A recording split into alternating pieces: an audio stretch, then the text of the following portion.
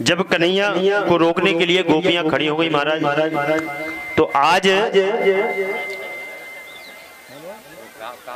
कन्हैया जब विदा लेने लगे, गोप ग्वाल तभी तैयार हुए। मैया यशोदा को पता चला अरे कन्हैया को जाना है महाराज, तो अब कन्हैया को विदा नहीं करना चाहती है माता यशोदा।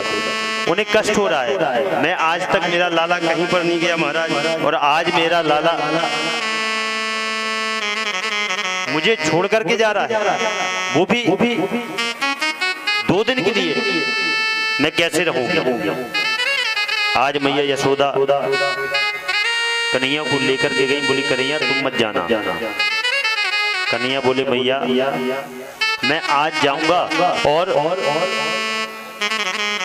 परस्वा आगमिष्यामि, मैं परसों आ जाऊंगा। मैया मेरा भी मन है थोड़ा मेला देखाऊं।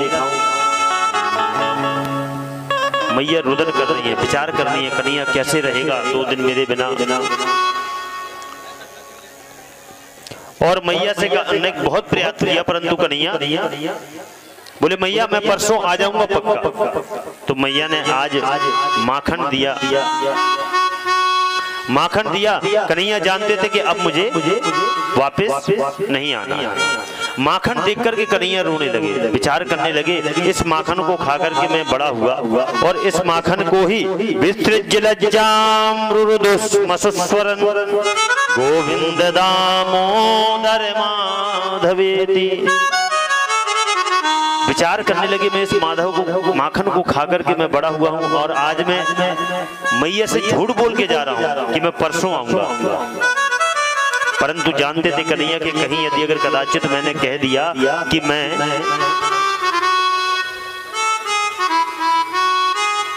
यहीं आऊंगा नहीं, तो माँ यशोदा प्राण त्याग देंगी, परंतु मुझे जाने नहीं देंगी। परंतु कन्हैया ने प्रार्थना की और जाने के लिए तैयार हुए। रथ में बैठे महाराज निकले, आगे गए तो आगे जाकर के देखा वहां गोपियां रथ को रोके हुए निकली, मार्ग में खड़ी हुई। गोपियों ने जाकर के महाराज रथ को पकड़ लिया और बोले कि हम जाने नहीं देंगे।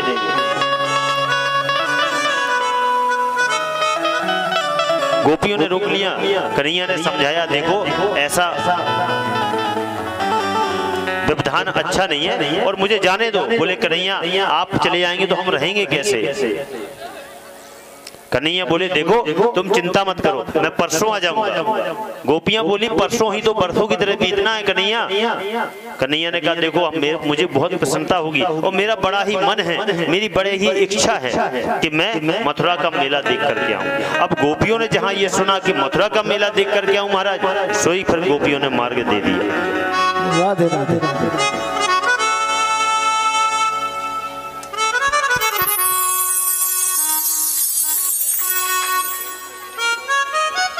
गोपियों ने मार्ग दे दिया। क्यों? कहते हैं प्रेम सच्चा वही होता है जिस प्रेम में स्वार्थ ना हो। जहां स्वार्थ है वहां सच्चा प्रेम नहीं है। इस संसार में कोई भी किसी से सच्चा प्रेम नहीं करता। क्यों? क्योंकि हर व्यक्ति का किसी न किसी से स्वार्थ है। प्रेम का मतलब होता है तत् सुखे सुखे तुम। हम यदि अगर किसी से प्रेम करते हैं तो हमारी प्रसन्नता, हमारा सुख, हमारी खुशी उसमें है जिससे हम प्रेम करते हैं। जिस बात से वो सुख वो खुशी होती है उसी में हमारी प्रसन्नता है। सच्चे प्रेम की परिभाषा ये होती है। जब गोपियों को पता चला कि कन्हैया कह रहे हैं मुझे बड़ा अच्छा लगेगा, मुझे बड़ी प्रसन्नता होगी और मैं होकर के आता हूँ, तो गोपियों ने मार्ग छोड़ दिया। आज अक्रूर जी लेकर के चले हमारा, अक्रूर जी लेकर के गए और ले जाकर के महाराज पहुंचे। और जब लेके पहुंचे हैं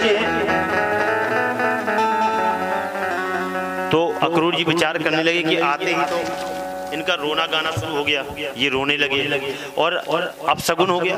जाते समय अगर कोई टोक दे, कोई रोने लग जाए तो अपशगुन होता है। एक तो अपशगुन हो गया और कहीं में अगर लेकर के गया और कहीं कंस ने अगर मार दिया तो ये ब्रजवासी मुझे पूरे जीवन पर्यंत महाराज गाली देंगे। अक्रूर जी ने विचार किया, इनको भैया मैं यहाँ से घुमा करके लाता हूँ और छोड़ करके चला जाऊंगा और कह दूंगा कंस से भैया मारना है मुझे मार दे, हम किसी के बालक को नहीं लेके आते। हाँ, हम किसी के भी बालक को ला करके आपको नहीं देंगे।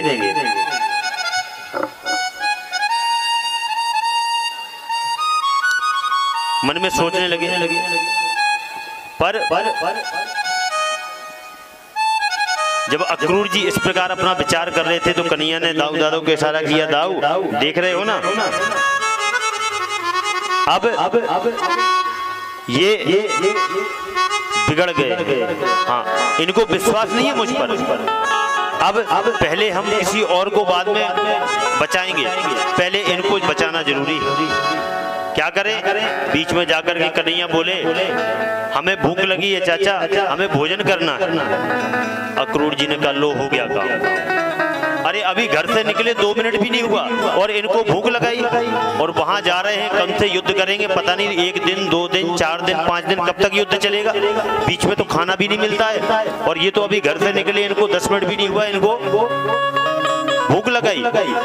भैया मैं तो इनको घर छोड़ देता हूँ। हाँ, क्यों किसी के बेटों को हम ऐसी जगह ले जाएं, उसकी माँ उसके पिता वो ब्रजवासी सब मुझे श्राप दे देंगे। मैं तो भैया बोले ठीक है कन्हैया आपको भोजन कराते हैं, पर थोड़ा सा स्नान कर लें। अब स्नान के लिए अक्रूर जी गए और जैसे ही स्नान के लिए गए महाराज, जाकर उस सरोवर में स्नान के लिए उतरे। कन्हैया और बलदाऊ जी ऊपर रथ में विराजमान है, पर जैसे ही अंदर जाके डुबकी लगाई तो अंदर देखते हैं कन्हैया और बलदाऊ जी अंदर भी खड़े। अक्रूर जी ने सोचा, अरे क्या इन्होंने भी डुबकी लगा दी, ये भी पानी में आ गए। बाहर आके देखा तो रथ में भी वही, पानी में जाके देखे तो वहां भी वही। तब तो प्रार्थना करने लगे, समझ गए कि ये और कोई नहीं, ये साक्षात कंस का काल है। और उनको यही उद्धार करेंगे। इसलिए अब महाराज गए और जाकर के प्रार्थना करने लगे। प्रार्थना की, भोजन कराया, बिठाया। कन्हैया ने पूछा क्या देख लिया? बोले जो आपने दिखाया मैंने वही देखा। लेकर के गए, मथुरा पहुंचे और जाकर कंस को सूचना दी, लो भैया हम लेकर के आ गए, अब तू जान और तेरा काम जान। अब जो करना हो महाराज करो। छोड़ दिया और छोड़ करके महाराज अब एक पहर बकाया था। दाऊ दादा और नंद बाबा गोप ग्वाल सभी आ गए। नंद बाबा बोले कन्हैया से, भैया कन्हैया ये अपनो वृंदावन ना है, हाँ ये मथुरा है और राजा कंस की नगरी, इसलिए सावधान रहियो, काऊ से लड़ाई नहीं करनी। बोले ना बाबा हम काऊ से लड़ेंगे। कन्हैया बोले बाबा और अगर आपकी आज्ञा हो तो अभी कुछ समय बाकी है तो क्यों ना हम थोड़ा घूम फिर आए। बोले नहीं तेरो मोह नेको भरोसा ना, हाँ काऊ से जाके लड़ भिड़ जाएगा। बलदाऊ जी बोले बाबा चिंता मत करो हम लेके जा रहे हैं। नंद बाबा बोले भैया बलराम तेरो तो भरोसा कर सकूं मैं, पर या कन्हैया को मुझे नेको भरोसा ना। देख चुपचाप लेके जाइए और चुपचाप लेके आ जाइए। बोले हाँ बाबा, काऊ से लड़ाई बढ़ियो ना? बोले ना बाबा। अब गए और कन्हैया बिना लड़े भिड़े मान जाए महाराज। अब कन्हैया गए और जाकर के महाराज जाते हैं। अब यहाँ पर एक चीज बहुत ही